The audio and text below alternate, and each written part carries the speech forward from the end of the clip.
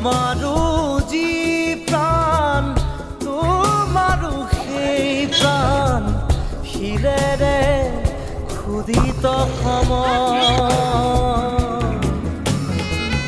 মৰণ নামৰ নদী তোমাৰো বাবে বয় জোৱাৰত সকলো সমান।